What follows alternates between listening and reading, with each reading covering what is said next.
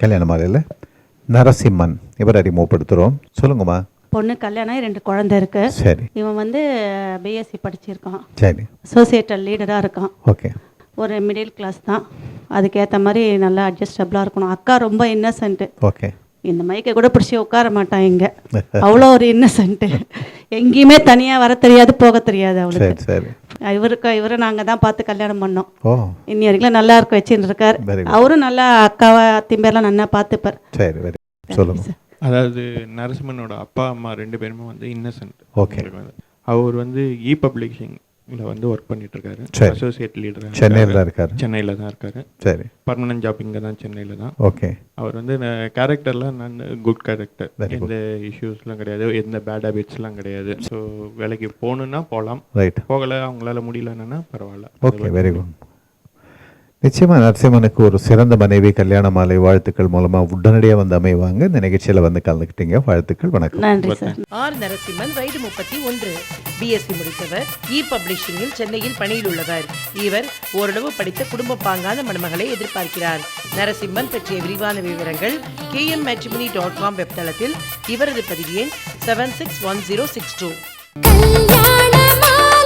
கல்யாண மாலையில் சாதனா இவங்களை அறிமுகப்படுத்துகிறோம். வயது 34, பிஇ பண்ணியிருக்கிறாங்க. சென்னை எம்என்சியில் சீனியர் ப்ராஜெக்ட் மேனேஜராக ஒர்க் பண்ணிட்டு இருக்கிறாங்க. பிஇ முடித்து சாஃப்ட்வேர் துறையில் இருக்கிற அழகானவர் தனக்கு கணவராக வரணும்னு நினைக்கிறாங்க. சாதனா நினைக்கிற மாதிரி நல்லவர் அவங்களுக்கு கணவராக உடனடியாக அமைந்திட கல்யாண மாலையின் மனப்பூர்வமான வாழ்த்துக்கள். கல்யாண மாலையில் செந்தில் நாதன் இவர் அறிமுகப்படுத்துகிறோம். வயது 34, எம்டெக் பண்ணியிருக்கிறாரு. யூஎஸ் நியூயார்க்கில் அசிஸ்டன்ட் கன்சல்டண்ட்டாக இருக்கிறாரு. ப்ரொஃபஷனல் டிகிரி அல்லது அதற்கு மேலும் படித்த நல்ல பெண் தனக்கு மனைவியாக வரணும்னு எதிர்பார்க்கிறாரு. செந்தில் நாதன் எதிர்பார்ப்புக்கு ஏற்ற நல்ல பெண் அவருக்கு மனைவியாக உடனடியாக அமைந்திட கல்யாண மாலையின் மனப்பூர்வமான வாழ்த்துக்கள். கல்யாண மாலையில் பிரியங்கா நாடார் இவங்களை அறிமுகப்படுத்துகிறோம். அப்பா ஷியாம், அம்மா மீனாட்சி 2 பேர் வந்திருக்கிறீங்க. சொல்லுங்கள், குடும்பத்தை பற்றி சொல்லுங்கள் சார். நான் ஷியாம் நாடார். சரி. இங்கே தான் பிறந்தது, ஒன்று செட்டெல்லாம் வந்தது இங்கே தான். சரி. நாங்கள் 2 பேரும் எஜுகேஷன் ஜாப். இந்த பொண்ணு வந்துட்டு பிஎஸ்சி மைக்ரோபயாலஜி பிஎட். சரி. இங்கே ராஜ்நாந்த்காவில் டீச்சிங் ஜாபில் இருக்குது. ஓகே. மாப்பிள்ளை இங்கேருந்து வேணும். இந்து நல்லா சொல்லுங்கம்மா. She is interested in a life partner. Okay. Who should be better than her. Okay. In education and earning much more. Excellent. She has no thought of having a very handsome husband or like that. Okay. She wants a good character person. Very good. Right. Okay. Very simple girl. அதனால அவங்களுக்கு best husband கிடைப்பாங்க, உங்களுக்கு சிறந்த மருமகன் வருவாங்க. இந்த நிகழ்ச்சியில் வந்து கலந்துக்கிட்டீங்க. வாழ்த்துக்கள். வணக்கம். பிரியங்கா நாடார், வயது 30, பிஎஸ்சி பிஎட் முடித்தவர், ஆசிரியையாக துர்க் டிஸ்ட்ரிக்டில் பணியில் உள்ளவர். இவர் நன்கு படித்து நல்ல பணியில் உள்ளவரனை எதிர்பார்க்கிறார். பிரியங்கா நாடார் பற்றிய விரிவான விவரங்கள் kmmatrimony.com வெப்தளத்தில். இவரது பதிவு எண் 765665.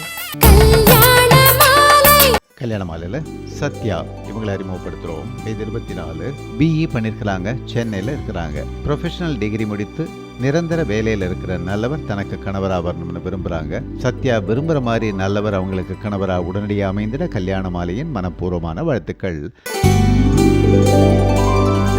கல்யாண மாலையில் கோபிநாத் இவர் அறிமுகப்படுத்துகிறோம். வயது 32, பிஎஸ்சி பிஎல் பண்ணியிருக்கிறாரு. திருச்சியில் அட்வொகேட்டாக இருக்கிறாரு.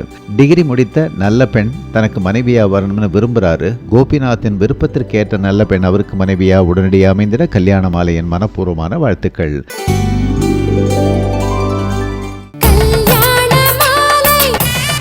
மகிழ்ச்சி என்பது இருப்பதில் நிறைவு பெறுவதே, ரெக்கை கட்டி பறப்பதே. பேராசிரியர் சாலமன் பாப்பையா தலைமையில் பிலாயில் நடைபெற்ற கல்யாண மாலை நிகழ்ச்சி சென்ற வார தொடர்ச்சி. நல்லா பேசினாரு. பெட்டி சட்டி, மின்னல் ஜன்னல், பயங்கர ரைமிங். அவர் வைரமுத்து வாரிசுங்க. நல்லா சொன்னார். இன்னும் கொஞ்சம் அழகு இருந்திருக்கலாம், கண்ணாடி முன்னாடி இருக்கும்போது அவருக்கு தோணுதான் இன்னும் கொஞ்சம் முடி இருந்திருக்கலாம், இது இருந்திருக்கலாம், அது இருந்திருக்கலாம் அப்படின்லாம் தோணுது. ஐயா அப்துல் கலாம் மாதிரி இருந்திருக்கலாம், ஏன் தோணல? அதுதானே ஐயா சிறகடித்து பார்க்கிறது. அதுவும் கல்யாண மாலை மேடையில் வந்து இப்படி எல்லாம் பேசிட்டு இருக்காங்க. கல்யாண மாலை சிறகடித்து பறப்பதற்கு ஒரு நல்ல உதாரணம் அவங்க தான். ஏன்னா 3 லட்சம் திருமணங்கள் செஞ்சிருக்காங்க. 3 லட்சம் திருமணங்கிறது சும்மா இல்லை. ஆவரேஜா பார்த்தீங்கன்னா ஒரு நாளைக்கு 52 திருமணங்களை அவங்க நிச்சயம் பண்றாங்க. மோகன் சார் மட்டும் வீட்டில் சிவனேன்னு உட்கார்ந்தா இதெல்லாம் செய்ய முடியுமா? காலையில் ஒரு காப்பி, மத்தியானம் ஒரு டிஃபன் அவர் சாப்பிட்டுட்டு இருந்தா என்ன மாதிரி பசங்களுக்கெல்லாம் யார் கல்யாணம் பண்ணி வைக்கிறது? போன மாதம் 16ஆம் ஆண்டு விழாவில் மீரா மேடம் பேசும்போது சொன்னாங்க, மோகன் சாரை பார்த்தா எனக்கு பொறாமையாக இருக்குன்னு சொன்னாங்க அவங்க. ஏன்னா இவங்க மேடையில் இப்போ வரவேற்பு எல்லாம் வாசிச்சாங்க பார்த்தீங்களா, அதுக்கெல்லாம் ஸ்கிரிப்ட் தயாரிக்கணும். ஆனால் மோகன் சார் 15 வருஷமாக ஒரே ஸ்கிரிப்ட் தான் பேசுகிறார்.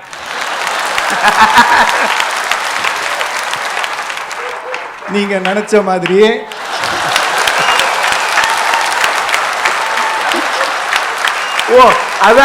அதான் இருப்பதை கொண்டதே நிறைவாகிறது.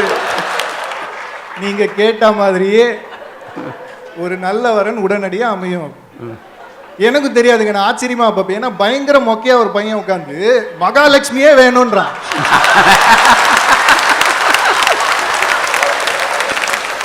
மகாலட்சுமி மாதிரி எல்லாம் இல்ல, மகாலட்சுமியே வேணும்ன்றான். அவனுக்கும் கிடைக்கும்ன்றாரு.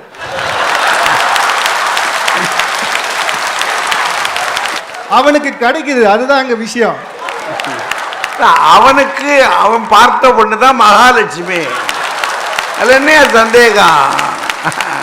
மீரா மேடம் அதை சொல்லிட்டு சொல்றாங்க, 15 வருஷமா நீங்க நினைக்கிற மாதிரியே ஒரு வரன் கிடைக்கும் அப்படின்றதையே திரும்ப திரும்ப சொல்லி அதையே ஒரு மந்திர சொல்லாக மாற்றி விட்டார் அப்படின்றாங்க. அதுதானுங்க வெற்றி. ப்ரூஸ்லி ஒரு முறை சொல்வார், அவரு சண்டை பயிற்சி எல்லாம் பண்றவரு. ப்ரூஸ்லி சொல்றாரு, 10,000 விதமான சண்டை பயிற்சி தெரிஞ்சவனை பார்த்து நான் பயப்பட மாட்டேன், ஆனா ஒரே ஒரு நுணுக்கத்தை 10,000 முதம் பயிற்சி செஞ்சவனை பார்த்தா நான் பயப்படுவேன். அதுதானே பயிற்சி. போதுன்றதெல்லாம் ஒரு விஷயத்துலாங்க வாழ்க்கையில சொல்ல முடியும். சாப்பாட்டுல வேணா சொல்லலாம். நான் சாப்பிட்டுட்டோன்னு வைங்களேன், வயிறு நிறைஞ்சிச்சுன்னா போதும் அப்படிமோ. நல்லா தானத்திலேயே சிறந்தது அன்னதானம்னு சொல்றாங்க. அதுலயும் பார்சல் வாங்கிட்டு போறவங்களாம் இருக்காங்க, அவங்களெல்லாம் மன்னிச்சிடுவோம். ஆனால் அறிவுக்கு போதும் என்பதே கிடையாது. அறிவு என்பது எவ்வளவு வேணுமானாலும் விசாலமாக வளரலாம். அறமுக்கும் போதும் அப்படின்றது கிடையாது. நீங்கள் எவ்வளவு வேணாலும் தானம் தர்மம் செய்யலாம். வாழ்க்கை என்பது அறிவும் அறமும் சார்ந்த விஷயம். அதனால தான் வாழ்க்கைக்கு எல்லையே இல்லைன்னு சொல்லி வச்சேன். நல்லா புரிஞ்சுக்காம வடிவேலு ஒரு படத்தில் காமெடி சொல்லுவார் பார்த்தீங்களா, சும்மா இருக்கிறது எவ்வளோ கஷ்டம் தெரியுமா, முடிஞ்சா இருந்து பாருங்க. அந்த மாதிரி பேசிட்டு இருக்காரு அருள் பிரகாஷ். மகிழ்ச்சி என்பது ரெக்கை கட்டி பறப்பதே. தொடர்கிறார் திரு சேஷாத்ரி. வரன்களை அறிமுகப்படுத்திய பிறகு கல்யாண மாலையில் ஜெயதேவி இவங்களை அறிமுகப்படுத்துகிறோம். அப்பா பிரபாகர், அம்மா சரோஜா தேவி, 2 பேரும் வந்திருக்கிறீங்க. குடும்பத்தை சொல்லுங்க. எங்கள் பொண்ணு பி பண்ணியிருக்குது. சரி. ஐடியில். சரி. அது பெங்களூரில் வேலை பண்ணுது. இன்ஃபோசிஸ் கம்பெனியில் வேலை பண்ணுது. சரி. அது பேக்கேஜ் 8 lakh rupees. சரி. அது சூட்டபிள் பையன் பார்க்குறோம் நாங்கள். பி பண்ணியிருக்கணும் பையன். Okay okay. வேற என்ன? அதான் நம்ம நேட்டிவ் வந்து சென்னை இருக்குது. சரி. முதலியார் கம்யூனிட்டி பிலாங் பண்ணுறோம். சரி. ஒன்று சாஃப்ட்வேர் ப்ரொஃபஷனல் இருந்தால் அதுதான் பார்க்குறோம். சரி. எக்வலண்ட் குவாலிஃபிகேஷன் இருக்கணும், சரி. BE and above இருக்கணும். சரி. வெல் செட்டில்டு இருக்கணும். எக்ஸலன்ட்மா. அதே மாதிரி அவ்வளோதான் எக்ஸ்பெக்டேஷன். ஜெயதேவிக்கு நீங்கள் எதிர்பார்க்குற மாதிரி நல்ல கணவன் கிடைப்பாங்க, சிறந்த மருமகன் உங்களுக்கு வருவாங்க. இந்த நிகழ்ச்சியில் வந்து கலந்துக்கிட்டீங்க, வாழ்த்துக்கள், வணக்கம். ஜெயதேவி வயது 26, BE IT முடித்தவர், சாஃப்ட்வேர் இன்ஜினியராக இன்ஃபோசிஸில் பெங்களூரில் பணியில் உள்ளவர். இவர் நன்கு படித்து நல்ல பணியில் உள்ளவரனே எதிர்பார்க்கிறார். ஜெயாதேவி பற்றிய விரிவான விவரங்கள் kmmatrimony.com வெப்தளத்தில். இவரது பதிவு எண் 724680. கல்யாண மாலையில் அருணா இவங்களை அறிமுகப்படுத்துகிறோம். இது 24, BE பண்ணியிருக்கிறாங்க, சென்னையில் இன்ஜினியராக ஒர்க் பண்ணிட்டு இருக்கிறாங்க. PG அல்லது ப்ரொஃபஷனல் டிகிரி முடித்து நிரந்தர வேலையில் இருக்கிற நல்லவர் தனக்கு கணவராக வரணும்னு நினைக்கிறாங்க. அருணா நினைக்கிற மாதிரி நல்லவர் அவங்களுக்கு கணவராக உடனடியாக அமைந்திட கல்யாண மாலையின் மனப்பூர்வமான வாழ்த்துக்கள். கல்யாண மாலையில் விஜய் இவர் அறிமுகப்படுத்துகிறோம். இது 33, டிப்ளமா இன் ஹார்ட்வேர் பண்ணியிருக்கிறாரு, BCA பண்ணிட்டு இருக்கிறாரு, சென்னையில் டெக்னிக்கல் டிபார்ட்மெண்ட்டில் ஒர்க் பண்ணிட்டு இருக்கிறாரு. ஓரளவு படித்த நல்ல பெண் தனக்கு மனைவியாக வரணும்னு நினைக்கிறாரு. விஜய் நினைக்கிற மாதிரி நல்ல பெண் அவருக்கு மனைவியாக உடனடியாக அமைந்திட கல்யாண மாலையின் மனப்பூர்வமான வாழ்த்துக்கள்.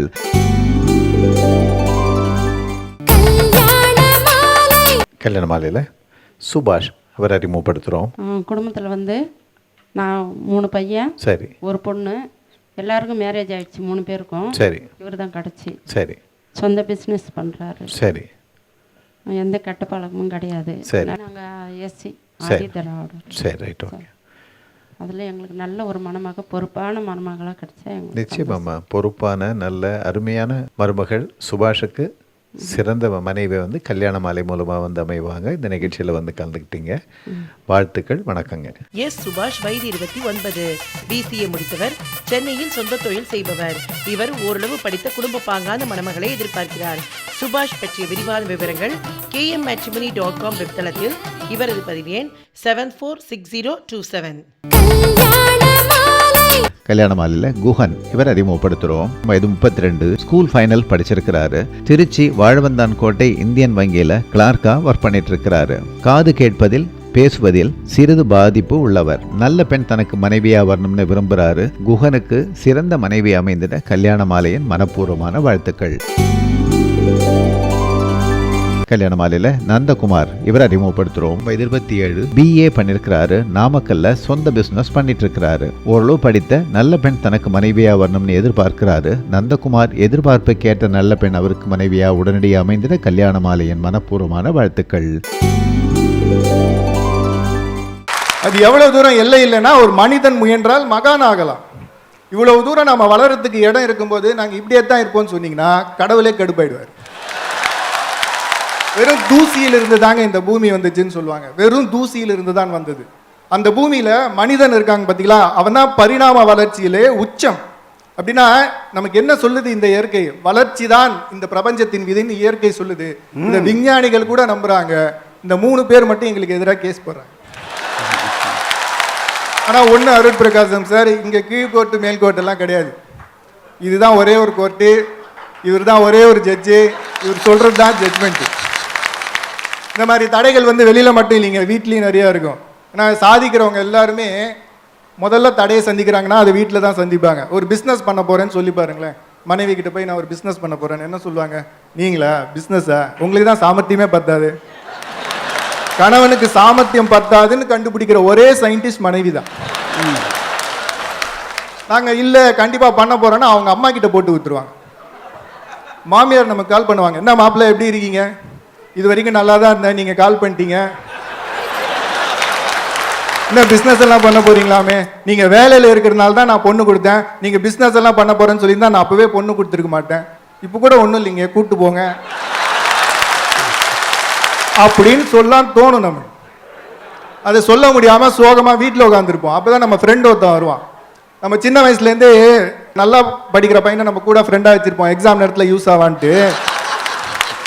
அவன் தான் நமக்கு கடைசி வரைக்கும் ஃப்ரெண்டாக இருப்பான். நம்ம நேரம் அவன் வந்து பிஸ்னஸ்னா லாஸ் ஆகிடும்ட்டு வாய வைப்பான். நான் பல பேர் பிஸ்னஸ்னா லாஸ் மட்டும்தான் நினச்சிருக்காங்க, அதில் இருக்கிற ப்ராஃபிட்டே தெரியாது. சொந்த பந்தங்கள்லாம் என்ன சொல்லுவாங்க, அவனுக்கு பணத்தாசை வந்துடுச்சுன்னு சொல்லுவாங்க. பணத்தாசை வருவது தவறா? அதிகமாக பணம் சம்பாதிக்கிறானே இவன் போகும்போது அதை கொண்டு போறானா அப்படின்னு கேட்பாங்க. பணத்தின் தத்துவம் என்ன தெரியுங்களா? நாம போகும்போது அதை கொண்டு போக முடியாதுங்க, ஆனால் வாழும் வரை பணம் இல்லாமல் வாழ முடியாது. இந்த மாதிரி வீட்டில் தடைகளை தாண்டி, சமுதாயத்தில் தடைகளை தாண்டி சாதித்த விஞ்ஞானிகள், கலைஞர்கள், தொழில் முனைவோர், இவங்களால தாங்க இன்னைக்கு சமுதாயம் நாம் வாழ்வதற்கு கொஞ்சமாவது மேம்பட்ட இடமாக இருக்கு. இதெல்லாம் புரிஞ்சுக்கணும். அதெல்லாம் புரிஞ்சுக்காம வடிவேலு ஒரு படத்தில் காமெடி சொல்லுவார் பார்த்தீங்களா, சும்மா இருக்கிறது எவ்வளோ கஷ்டம் தெரியுமா, முடிஞ்சா இருந்து பாருங்க. அந்த மாதிரி பேசிட்டு இருக்காரு. அதுக்கு மாவீரர் அலெக்சாண்டருக்கு வந்து ஒரு பழக்கம் இருக்கான். அவர் எதிரி தீவுக்கு போயிட்டு அதை கைப்பற்றணும்னு நினைக்கும் போது அந்த தீவுக்கு போன அப்புறம் தான் வந்த படகுகள் எல்லாம் எரிச்சிட்டு வரான். ஏன்னா இனிமே அவர் தன்னோட நாட்டுக்கு திரும்பணும்னா எதிரியை ஜெயிச்சு அவங்களோட படகுல திரும்பினா தான் உண்டு. இப்படி தனக்குத்தானே ஒரு நிர்பந்தத்தை வைக்கும் போது தான் ஜெயிக்க முடியுது அப்படின்னு அலெக்சாண்டர் நம்புறாரு. பல முறை பல நேரங்களில் வாழ்க்கையில நாம் இருப்பதை விட்டால் தான் பறப்பதை பிடிக்க முடியும். அந்த மாதிரி பறப்பதை பிடிப்பது தான் ரெக்கை கட்டி பறக்கிற வாழ்க்கை. நம்ம ஏன் பல நேரங்களில் இருக்கிறத விடுறதுக்கு பயப்படுறோம் அப்படின்னா தோல்வி பயம்தாங்க காரணம். அதுக்கு இந்த நூற்றாண்டின் மிகச்சிறந்த ஒரு கண்டுபிடிப்புன்னு பார்த்தீங்கன்னா மொபைலில் இருக்கிற அந்த டச் ஸ்க்ரீன் தான். அதை கண்டுபிடிச்ச அப்புறம் கிட்டத்தட்ட ஒரு அலாவுதீன் அற்புதம் இலக்கு மாதிரி ஆயிடுச்சு. அது தொட்டாலே உலகத்தில் இருக்கிற பாதி வேலையை நம்ம முடிச்சிடலாம். அதை கண்டுபிடிச்சவர் ஆப்பிள் நிறுவனத்தின் ஸ்டீவ் ஜாப்ஸ். அவர்கிட்ட கேட்குறாங்க, நீங்கள் எப்படி தோல்வி பயம் இல்லாமல் இயங்குறீங்கன்ட்டு. அதுக்கு அவர் சொன்ன பதில், தினமும் காலையில் நான் கண்ணாடி முன்னாடி நின்றுக்கிட்டு என்ன நானே ஒரு கேள்வி கேட்டுப்பேன். ஒருவேளை இன்று என் வாழ்வின் கடைசி நாளாக இருந்தால் நான் என்ன செய்ய போகிறேன்ட்டு. இந்த கேள்வியை நான் கேட்கும்போது எனக்கு வாழ்க்கை பற்றிய புரிதல் வருகிறது. அந்த புரிதல் வந்தவொடனே எனக்கு பயம் போயிடுது. பயம் போனவொடனே நான் நினச்சதை செய்கிறேன். அப்படி நான் செஞ்சு வளர்த்தது தான் இந்த ஆப்பிள் நிறுவனம் அப்படின்னு சொல்கிறார். அதுதாங்க நம்ம வாழ்க்கைக்கு எடுத்துக்க வேண்டிய விஷயம். நம்ம நாட்டில் வறுமை கோட்டுக்கு இன்னும் பல பேர் இருக்காங்க. அவங்க கிட்ட கல்வி இல்லை, சுகாதாரம் இல்லை, சாப்பாடு இல்லை, அடிப்படையே இல்லாதவங்க வந்து இருக்கிறது போதுன்னு எப்படியா சொல்லுவாங்க. இன்னும் இந்தியாவை உயர்த்த வேண்டிய விஷயங்கள் எவ்வளவோ இருக்கு. போதும் என்ற மனம் இருந்தால் எப்படி செய்வீங்க? இன்னும் வேண்டும் என்ற மனம் நமக்கு வேண்டும். அப்போதுதான் இந்தியாவை நாம் உயர்த்த முடியும். நம்ம தெரியாத ஒரு இடத்துக்கு போகிறோன்னு வைங்களேன், கூகுள் மேப்பை பார்த்துக்கிட்டு அப்படியே போவோம். போனால் நம்ம போகிற இடத்த கண்டுபிடிச்சி கரெக்டாக போய் சேர்ந்துருவோம். அதே மாதிரி தான் வாழ்க்கையில் நம்ம கனவை பின்தொடர்ந்து போனோன்னு வைங்களேன், போக வேண்டிய இடத்துக்கு கரெக்டாக போயிடலாம். கனவுன்றது இறைவன் நமக்கு கொடுத்த கூகுள் மேப். அது சரியாக பயன்படுத்தினால் நாம் பறக்கலாம், என்ன வேணா செய்யலாம். இன்னொன்று சொல்லணும்னா, நான்லாம் பேச்சு மேடைக்கு வருவேன்னு நினச்சி பார்த்ததில்லை. ஏதோ ஆஃபீஸில் கம்ப்யூட்டருக்கு நடுவில் ஜீவ சமாதி ஆக போகிறேன்னு தான் நினச்சிட்டு இருக்கேன். என்ன சமாதி? ஜீவ சமாதி. ஜீவ சமாதி. அப்படி இருக்கும்போது என் ஃப்ரெண்ட் ஒருத்தர் சொன்னார், 2008 இது கல்யாண மாலைன்னு ஒரு நிறுவனம் இருக்குது. அவங்க வந்து சாஃப்ட்வேர் வாழ்க்கை அந்த நிம்மதியாக நெருக்கடியான்ற மாதிரி ஒரு தலைப்பு வைக்கிறாங்க, போய் பேசுகிறீங்களா அப்படின்னாங்க. மாதவன் நடுவர் அப்படின்னாங்க. சரி மாதவனை பார்க்கலாமேன்ட்டு நான் போனேன். அங்கே போய் பார்த்தா பெரிய கூட்டம், ஆடிஷன் நடக்குது, ஒரு 100 பேர். சரி வந்துட்டோமே நான் பேசினேன். பேசி முடிச்சப்பறம் எனக்கு பயங்கர நம்பிக்கை, என்னை கூப்பிட மாட்டாங்க. நாங்களே ஓரமாக நின்றுட்டு இருந்தேன் கதவு பக்கத்தில் ஃபஸ்ட்டு கிளம்பலான்ட்டு. பார்த்தா மீரா மேடம் முதல்ல என் பேரை தான் படித்தாங்க. அன்னைக்கு படிச்சதுலேருந்து இன்னி மட்டும் தொடர்ந்து கூப்பிட்டுட்டு இருக்காங்க. வந்த ஆட்கள்லயே நீங்க தான் அப்படி இருந்திருக்கீங்க. தொடர்ந்து கூப்பிட்டுட்டு இருக்காங்க அப்படின்னா அது அவங்களோட நல்ல மனசை காட்டுது. கல்யாண மாலை வெறும் மாப்பிள்ளைகளை மட்டும் அறிமுகப்படுத்துவதில்லை, இந்த மாதிரி சிறு பிள்ளைகளையும் அறிமுகப்படுத்துறாங்க. தான் மட்டும் எப்போதும் பறந்து போறதில்லை, அவங்க கூட ஒரு 10 பேரை சேர்த்து பறந்துட்டு போறாங்க. அவங்களோடு பயணிப்பது என்னைக்குமே ஒரு மகிழ்ச்சி தான். நல்ல வாய்ப்புக்கு நன்றி, வணக்கம். ஓ, நல்ல நல்ல செய்திகளை சொல்லியிருக்கார். கற்பனை தான் மனுஷனை பறக்க வைக்குது. அப்துல் கலாம் அவர் மாதிரியாவது இருக்க வேண்டாமா? நீங்கள் இருக்கிறபடியே இருக்கணும்னு சொன்னால் என்ன ஆகுறது? முடி அப்படின்ட்டாரு, அதோட முடிஞ்சு போச்சு. நீ நமக்கு அவ்வளவுதான் அப்படி இல்லை. இல்லை, அதுக்கு பிறகு தான் விஷயமே இருக்குன்றாரு. அதனால் அவர் இந்த மனிதன் மானுடத்தையே உயர்த்தணும் உயர்த்தணும், அதெல்லாம் நம்ம செய்ய வேண்டிய வேலை. கனவு காணணும் அப்படின்னு சொல்கிறார் அவர். அதுக்கு கடைசியாக கொண்டாந்து எங்கே நிறுத்தினார் பாருங்க. பேசுகிறதுக்கு கூப்பிட்டாங்க, போனேன், சோதனையில் நின்னேன், என் தகுதி எவ்வளோதான் முடிஞ்சு போச்சுன்னு நினச்சேன், ஆனால் நான் தான் முதல் ஆளாக வந்தேன் அப்படின்னா அன்னைக்கு பறக்க தொடங்கின ஆள் தான். அன்னைக்கு பறக்க தொடங்கின ஆள் தான். இவ்வளவையும் கேட்டுட்டு நம்ம சாமிநாதன் சார் என்ன செய்ய போகிறார் பாவம். உள்ளூர் வேற, நாளைக்கு போகும்போது உங்களுக்கு இது தேவையான்னு கேட்டுறப்படாது. மற்றவங்க கேட்குறத பற்றி நான் சொல்ல மாட்டேன், வீட்டில் கேட்டுப்படுவாங்க. அதனால் இன்றைக்கி நீங்கள் போடுற போட்டில் தான் வீட்டிலையே நான் ரொம்ப கொடுத்து வச்சவா அப்படின்னு சொல்லணும். அங்கே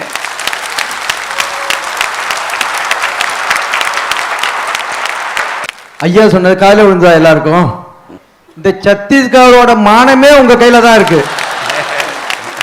புரிஞ்சா கை தட்டுங்க, புரியலன்னா கை தட்டுங்க. அனைவருக்கும் எனது வணக்கங்கள். ஐயா மதுரையிலிருந்து ரொம்ப கஷ்டப்பட்டு நீங்கள் எப்படியாவது இந்த விழாய்க்கு வரணும் அப்படின்னு சொன்ன பொழுது அவர் இங்கே வரேன்னு ஒத்துக்கிட்ட போது நான் ரொம்ப சந்தோஷப்பட்டேன். ஐயா இந்த விழாய்க்கு வந்ததுக்கு உங்களுக்கு ரொம்ப ரொம்ப எங்கள் தமிழ் மன்றம் சார்பில் மனமார்ந்த நன்றியை முதலில் தெரிவித்துக் கொள்கிறேன். என்ன நீங்கள் அழைச்சதுக்கு நான் இப்போ நன்றி சொல்லிக்கிறேன்.